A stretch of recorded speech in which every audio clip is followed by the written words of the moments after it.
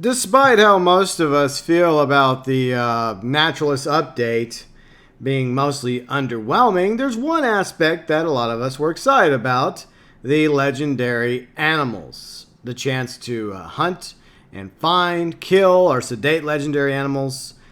And that's great. It's fun. It's a new activity added to the game. The problem is they are extremely hard to spawn.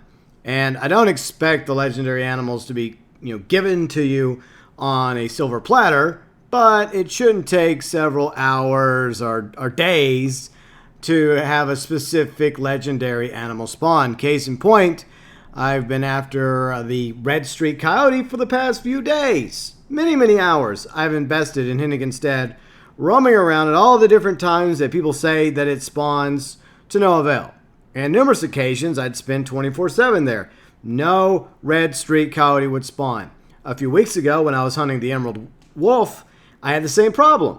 I would roam around the location where the emerald wolf was supposed to be. Finally found it, but it felt like it took forever. So here we go. Ideas how to improve legendary animals in Red Dead Online. Now, for the record, I don't know if anybody at Rockstar is listening to our ideas, but I like to throw them out there anyways. These are some things I think could help improve legendary animal spawns. And once again, like I mentioned, I don't have a problem with putting a little bit of effort into it, a little bit of a challenge in order to get the legendary animal. But several hours or even several days worth of hunting for one animal seems, like I said, a little extreme, a little ridiculous. First off, I think that it comes down to the dynamics themselves. At the end of the day, the legendary animals is yet another dynamic. And I think part of the problem is you have so many other dynamics in the gang, like gang hideouts, you have moonshine dynamics, poacher dynamics, you have camp dynamics where you have to defend a camp. You have random strangers that you can either rescue or get ambushed by. You have dog dynamics. You have dueling dynamics. You have treasure hunter dynamics. You have so many dynamics going on in the game that I think that when one dynamic pops up, it kind of prevents another dynamic from happening, like case in point, the legendary animals. So at the very least, for the next several months, Rockstar should have made it to where legendary animal dynamics had priority, where those would pop up a little bit more often than, say, a gang hideout or a moonshine dynamic or a poacher dynamic or one of the other many dynamics that happens to be in the game. The other issue that a lot of us believe that should be worked on is the abilities themselves that you gain by ranking up the naturalist role. There's not really much to the naturalist role once you reach rank 20, but there are abilities that you gain that are supposed to help you increase your chances of finding, locating, sedating, or killing a legendary animal. The first one is Legendary Eagle Eye. Learn to distinguish animal trails that are legendary. So that one I think works okay for the most part. It's the next two that I think need to be improved or buffed to some degree. Animal Attraction. Learn to increase the chances of spotting legendary animals.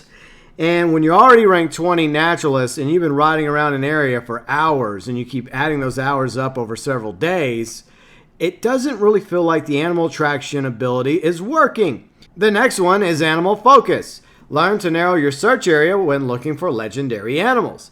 This one also doesn't seem to work so well.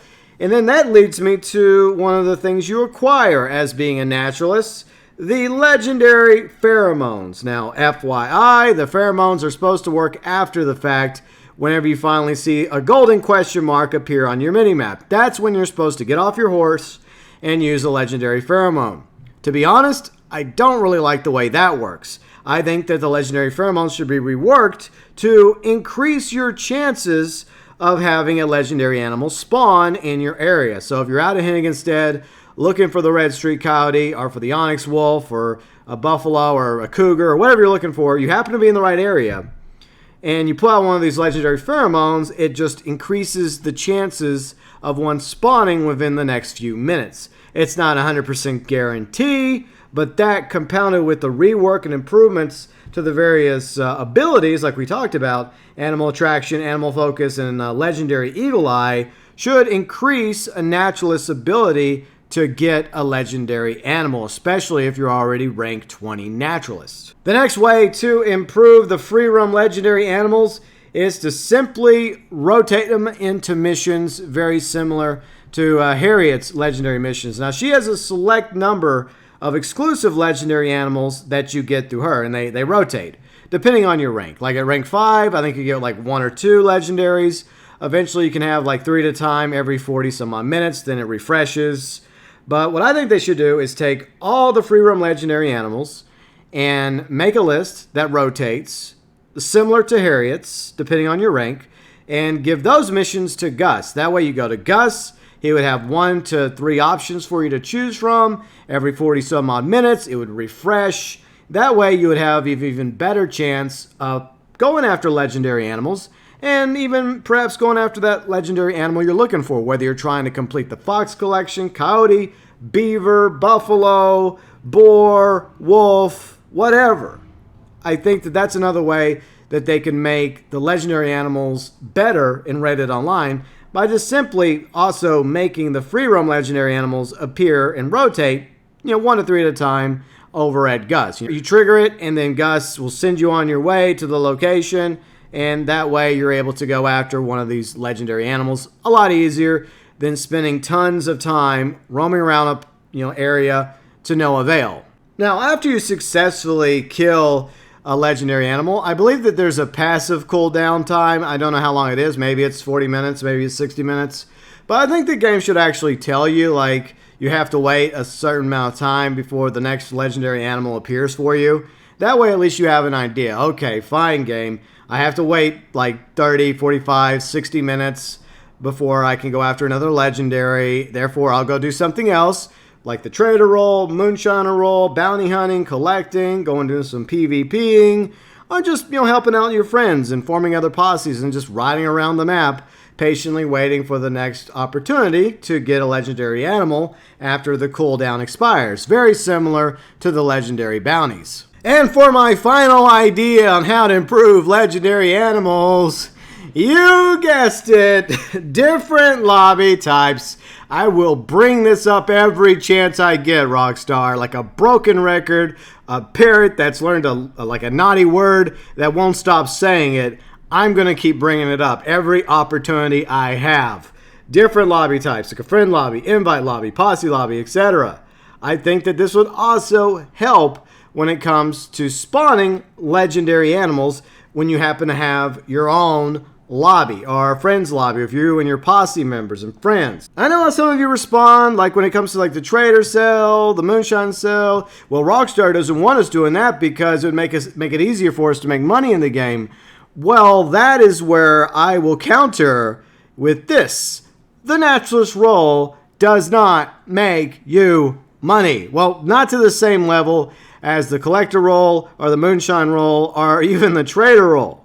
In fact, the goal, the purpose of the naturalist role is to actually take money from us. You do not make money doing the naturalist role. You might make a little bit of money selling a legendary sample to Harriet or one of the animal parts to Gus, but especially with Gus, if you are in return purchasing one of those lovely legendary garments, it's actually costing you money to be on the hunt for legendary animals. In other words, it's more money out of our pocket and into Rockstar's pocket.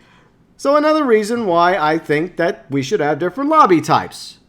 For a lot of reasons, one of which is legendary animals. Now, just for fun, some of us over the past few days in various live streams have been brainstorming some additional legendaries we'd like to see.